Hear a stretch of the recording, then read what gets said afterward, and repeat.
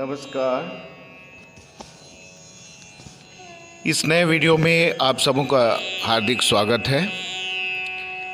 पिछले बार आपने soft exercise के बारे में आपने देखा था कि किस तरह से सॉफ्ट एक्सरसाइज हमारे बोन्स, लिम्स और उसके जो शरीर के जॉइंट्स हैं उसको फ्लेक्सिबल बनाने में मदद करता है और उसके बहुत सारे फ़ायदे हैं। आज हम लोग देखेंगे प्राणायाम के बारे में। प्राणायाम का मतलब होता है प्राण वायु, श्वास लेना और छोड़ना, उसका नियमन, रेगुलेशन। नॉर्मली प्राण वायु चलता रहता है। श्वास लेने और छोड़ने के लिए किसी को सिखाने की ज़रूरत नहीं होती, बल्कि आपो आप चलता रहता है। लेकिन जब हम अपनी इच्छा से अपने प्राण वायु को लेना और छोड़ना या रोकना की क्रिया को सीखते हैं और करते हैं तो इसे हम प्राणायाम कहते हैं। और प्राणायाम का बहुत बहुत फ़ायदा है। प्राणायाम योग का एक अंग है, चौथा अंग है। और प्राणायाम करने से मन स्थिर होता है, हम चिंतन की गहराई में जा सकते हैं। प्राणायाम, जितने भी प्राणायाम है उनको ब्रॉडली दो भागों में बांटा गया है। एक है स्वास्थ्य प्राणायाम और दूसरा है साधना प्राणायाम। आज हम स्वास्थ्य प्राणायाम के बारे में कहेंगे। वह प्राणायाम जो हमारे स्वास्थ्य को मजबूत रखने में, अच्छा रखने में मदद करता है, स्वास्थ्य प्राणायाम कहलाता है। अब स्वास्थ्य प्राणायाम जो हम करते हैं तो उसमें भी कई प्राणायाम है। स्वास्थ्य प्राणायाम में भी आज हम आपको आग्नेय प्राणायाम सिखाएंगे। तो आग्नेय का मतलब हुआ अग्नि। अग्नि जो है वो हमारे शरीर के नाभि में रहता है। तो अग्नि जब कहते हैं समान होता है तो हमारी पाचन क्रिया, हमारा स्वास्थ्य, हमारा इम्यूनिटी सब कुछ ठीक ठाक रहता है। अग्नि यदि मंद हो जाती है तो कब्ज, गैस और नाना प्रकार के विष शरीर में पैदा होते हैं। तो अब हम देखते हैं आग्नेय प्राणायाम करना कैसे। देखिए, हम सबसे पहले बैठते हैं। तो पुरुष जो वर्ग हैं, आग्नेय प्राणायाम करने के पहले वो सिद्धासन में बैठेंगे। और जो महिलाएं हैं वो या तो सुखासन में बैठना चाहिए या पद्मासन में बैठना चाहिए। अब आप बैठ गए, मेरुदंड को सीधा कर लिया। अब मेरुदंड को सीधा करने के बाद अपनी जीवा को तालू से लगा लीजिए, मुंह बंद और आंखें भी बंद हो जाती हैं। अब हम आंखें बंद करके सामान्य रूप से अपने नाभि को देखते हैं। मन को स्थिर करेंगे नाभि के ऊपर। जो साधक हैं, जो जानते हैं मणिपुर चक्र, तो वे अपने मणिपुर चक्र के केंद्र बिंदु में अपने मन को रखेंगे। अब उसके बाद हम क्या करते हैं प्राणायाम में कि दाहिने हाथ के अंगूठे से हम दाहिने नासिका को बंद करते हैं। ये 4 फिंगर खड़ा होता है और ये जो 3 उंगलियां हैं वो इस तरह से रहेंगे। और हम क्या करेंगे, नाक को, दाहिना नासिका को बंद करके बाएं नासिका से हम पूरा श्वास लेते हैं।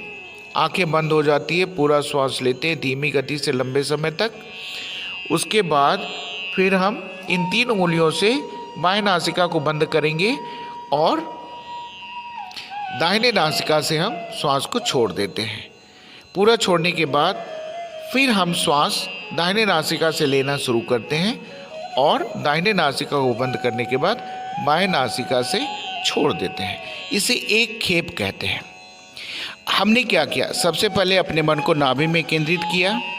उसके बाद आंखें बंद करके दाहिने नासिकों को दाहिने हाथ के अंगूठे से दबाते हुए हम श्वास लेते हैं। श्वास लेते लेते हम सोचेंगे कि शुद्ध प्राण वायु अनंत विश्व ब्रह्मांड से निकल कर के मेरे मणिपुर चक्र या नाभि चक्र में प्रविष्ट हो रही है। तो मन तो यहाँ है, तो मन यहाँ जो है, तो हमारा जो केंद्र है नाभि का, उसके चारों तरफ ब्रह्मांड है, ऐसा हम सोचते हैं। और ब्रह्मांड से प्राण वायु आ रही है, उसमें मिल रही है, प्रवेश कर रही है।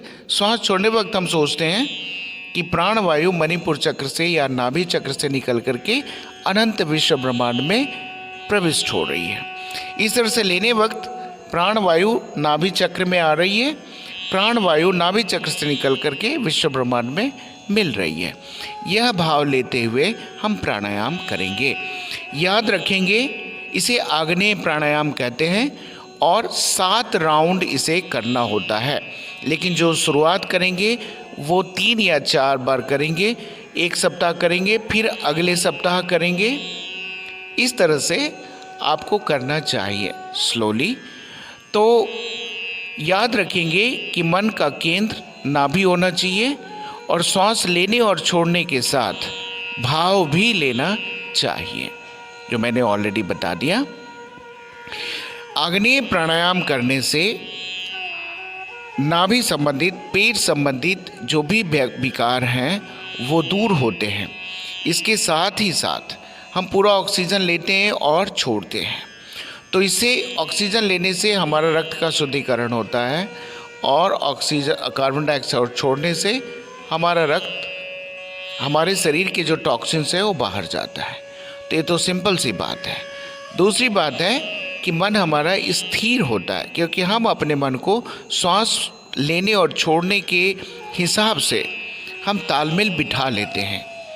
तो इसलिए हमारा मन स्थिर हो जाता है, कि कंसंट्रेशन बढ़ता है, स्मरण शक्ति बढ़ती है और मानसिक जो तनाव है उससे मुक्ति मिलती है, मानसिक थकान से मुक्ति मिलती है, निर्णय लेने की क्षमता बढ़ जाती है, विश्वास बढ़ जाता है। और शारीरिक असर पर क्या होता है कि हमारी जो पाचन क्रिया है, जो मंदाग्नि की अवस्था आती है, वो क्रियाशील हो जाती है। तो इस तरह से आग्नेय प्राणायाम डायबिटीज़, ब्लड प्रेशर और पेट से संबंधित जो विकार हैं उन लोगों के लिए, सबके लिए अच्छा होता है। तो आप आग्नेय प्राणायाम का नियमित सुबह और शाम अभ्यास कर सकते हैं। याद रखेंगे, प्राणायाम के पहले भोजन नहीं करना चाहिए और प्राणायाम के 20 मिनट के बाद ही आप नाश्ता, भोजन या पानी ग्रहण करेंगे। प्राणायाम के पहले पानी, भोजन नहीं। इसीलिए सीक्वेंस हमारा होता है सूक्ष्म व्यायाम, उसके बाद ब्रीदिंग अभ्यास, उसके बाद आग्नेय प्राणायाम और इसके बाद फिर हम योग अभ्यास करते हैं। योग मुद्राओं बंध का अभ्यास करते हैं, जो हमारे शरीर मन दोनों के लिए अच्छा होता है, शरीर को स्वस्थ रखने में मदद पहुंचाता है। तो आज बस इतना ही। आग्नेय प्राणायाम के साथ नमस्कार।